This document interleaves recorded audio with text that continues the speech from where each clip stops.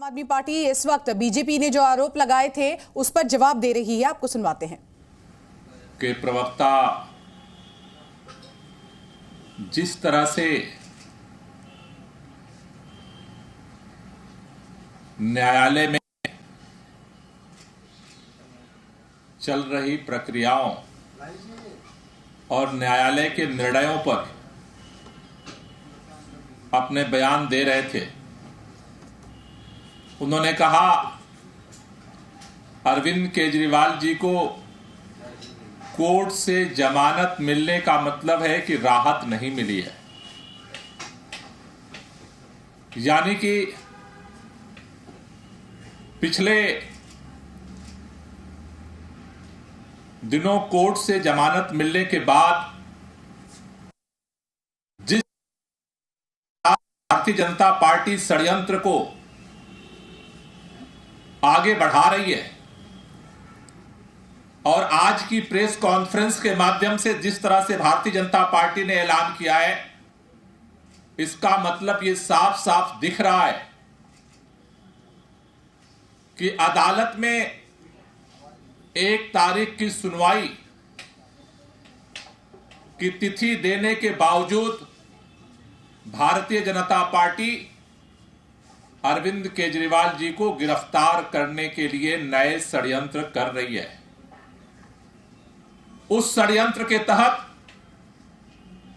अरविंद केजरीवाल जी को गिरफ्तार करने के लिए नवा समन जारी किया गया, क्योंकि उनको पता है कि उस समन को लेकर के वो अदालत में गए थे और उसको लेकर के अदालत के अंदर अभी कार्रवाई चल रही है। वो समन कानूनी है या गैर कानूनी है, इसका फैसला अभी अदालत को करना है। उसके पहले ही इतनी भाजपा की बेचैनी है कि फैसले पर फैसला सुनाए जा रही है। अदालत के फैसले का इंतजार करने का सब्र भारतीय जनता पार्टी को क्यों नहीं हो रहा है? शायद उनको लगता था कि जिस सम्मन को बार बार भेज रहे थे वो कोर्ट में विचाराधीन है, इसलिए एक नए केस में नया सम्मन भेजा गया, क्योंकि अब उनको भी भरोसा नहीं रहा कि उसके आधार पर गिरफ्तारी हो सकती या नहीं हो सकती। कल एक तीसरा षड्यंत्र शुरू हुआ। कल भारतीय जनता पार्टी ने ईडी से एक प्रेस नोट जारी करवाया और फिर वही पुराना टेप रिकॉर्ड निकाल करके लाए कि 100 करोड़ 100 करोड़ 100 करोड़ 100 करोड़। भारतीय जनता पार्टी के नेता अभी कई पन्ने दिखा रहे थे, मैं उनको केवल एक पन्ना दिखाना चाहता हूं, और कई सारे पन्ने पढ़ नहीं पाए। उनको अफसोस था कि पन्ने में पढ़ नहीं पा रहा हूं, टाइम कम है। मैं केवल एक ही पन्ना दिखा रहा हूं, ये कोर्ट का पन्ना है। कोर्ट ने भी ये स्टोरी जो उस समय चलाई जा रही थी, कोर्ट ने भी कहा कि जो 100 करोड़ का राग अलाप रहे हो ये डिबेटेबल है, इसका कोई साक्ष्य नहीं है। आज भी कोई साक्ष्य नहीं है, लेकिन कल फिर षड्यंत्र करके प्रेस नोट जारी किया गया एक परसेप्शन बनाने के लिए कि अरविंद केजरीवाल भी इस षड्यंत्र में शामिल है। पहला सम्मन जब जारी कर रहे थे तब षड्यंत्र में शामिल नहीं थे। दूसरा जब सम्मन जारी कर रहे थे षड्यंत्र में शामिल नहीं थे। तीसरा सम्मन जारी किए तो षड्यंत्र में शामिल नहीं थे। चौथा सम्मन जारी किए तो षड्यंत्र में शामिल नहीं थे। पांचवा सम्मन जारी किए तो षड्यंत्र में शामिल नहीं थे। छठा सम्मन जारी किए तो षड्यंत्र में शामिल नहीं थे। सातवां सम्मन जारी किए तो षड्यंत्र में शामिल नहीं थे। आठवां सम्मन जारी किए तो षड्यंत्र में शामिल नहीं थे। नौवां सम्मन जारी किए तो षड्यंत्र में शामिल नहीं थे। और अगर नहीं थे तो सम्मन क्यों जारी किया था? आज षड्यंत्र में शामिल हो गए क्योंकि उन सम्मन पे कोर्ट विचार कर रहा है। फैसले का इंतजार करने का भी शायद समय नहीं बचा है। क्यों नहीं बचा है? क्योंकि इस देश के अंदर भारतीय जनता पार्टी का भ्रष्टाचार का काला चिट्ठा इलेक्टोरल बॉन्ड की चंदा चोरी की सच्चाई सामने आने के बाद खुल चुका है। अब कि अगर देश की जनता इस महाघोटाले के सच को समझ लेगी तो 400 पार का नारा कहीं 40 पार में न तब्दील हो जाए। और इसलिए कल सीबीआई ने भी कहा अभी बड़े बड़े लोगों को गिरफ्तार करना है, होने वाले। यह साफ दिखा रहा है कि विपक्ष के नेताओं को गिरफ्तार करने का तेजी के साथ प्लान बन रहा है।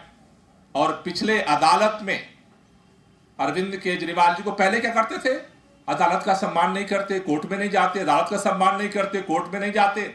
अरविंद केजरीवाल कोर्ट में गए, कोर्ट ने उनको मुचलके पर जमानत दी।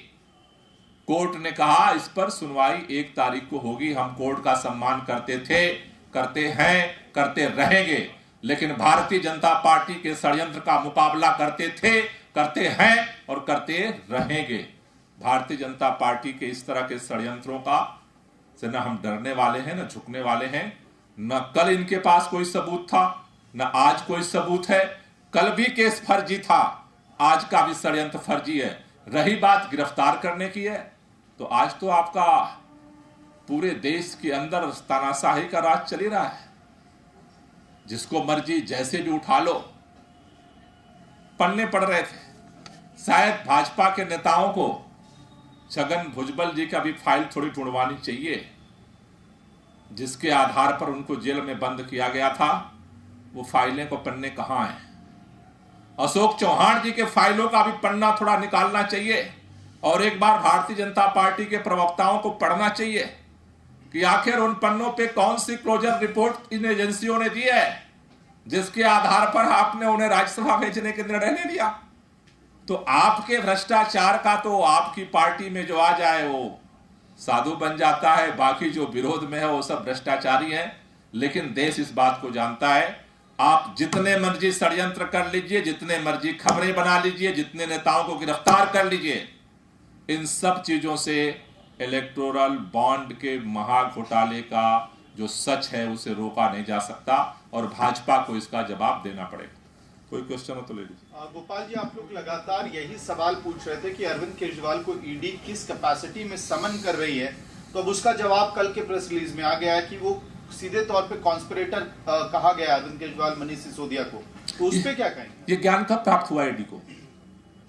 वही तो मैंने कहा, 9 समन में ज्ञान नहीं था ना, तो फिर समन क्यों भेजा था? पहला, दूसरा क्यों भेजा, तीसरा क्यों भेजा, चौथा क्यों भेजा, 5वां क्यों भेजा, 6वां क्यों भेजा, 7वां क्यों भेजा, 8वां क्यों भेजा, 9वां क्यों भेजा? और अगर था तो पहले दिन जवाब क्यों नहीं दिया?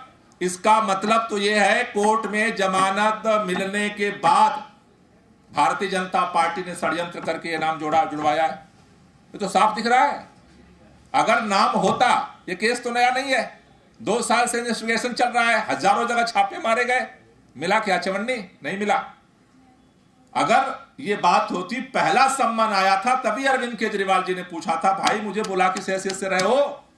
ईडी ने जवाब क्यों नहीं दिया? अगर ये षड्यंत्र में शामिल थे तो इसका मतलब तो कोर्ट ने जिस दिन जमानत दे दिया, ये सोच रहे थे कोर्ट जो है गिरफ्तार करवाएगा। अब वहां से रास्ता बंद हो गया, तब ये नया षड्यंत्र हुआ, नया ज्ञान प्राप्त हुआ, ब्रह्म ज्ञान आया होगा कहीं से। गोपाल जी, आप कह रहे हैं कि अरेस्टिंग होने वाली है, साजिश सोची जा रही है। अब अगला आपका क्या प्लान है कैंपेन को लेकर, क्योंकि सामने लोकसभा चुनाव है, और साथ ही साथ दिल्ली सरकार कैसे चलेगी, दोनों के लिए क्या प्लान है आपका? देखिए, सारा प्लान है, जैसा मैंने कहा कि इनके हर षड्यंत्र का जवाब हमारे पास है और हर षड्यंत्र का जवाब देंगे समय आने पर।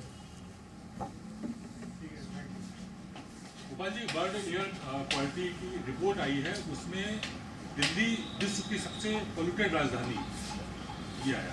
अभी मैंने उनकी रिपोर्ट का डिटेल तो नहीं देखा है कि किस टाइम पीरियड का उन्होंने एनालिसिस किया है वर्ल्ड वाइड, लेकिन हमने अभी दिल्ली के अंदर जो 2014 से PM10 और PM 2.5 इन 2 पैमानों पे दिल्ली की एयर क्वालिटी को मापते हैं हम, उसका हमने एनालिसिस किया है और दिल्ली के अंदर लगातार उसमें गिरावट दर्ज की जा रही है।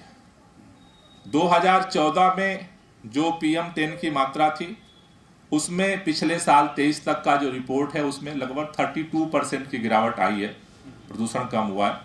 PM 2.5 में 29% की गिरावट दर्ज की गई है। पिछले साल 2022 में और पिछले 2023 में जो आंकड़े हैं, 2022 में PM 10 का जो एवरेज था पूरे साल का, वो जो है वो 223 दिनों का 223 था PM 10 की मात्रा, और 23 में जो है वो घट करके 219 हुआ है, उसमें कमी आई है। PM 2.5 में स्लाइडली थोड़ा सा Zee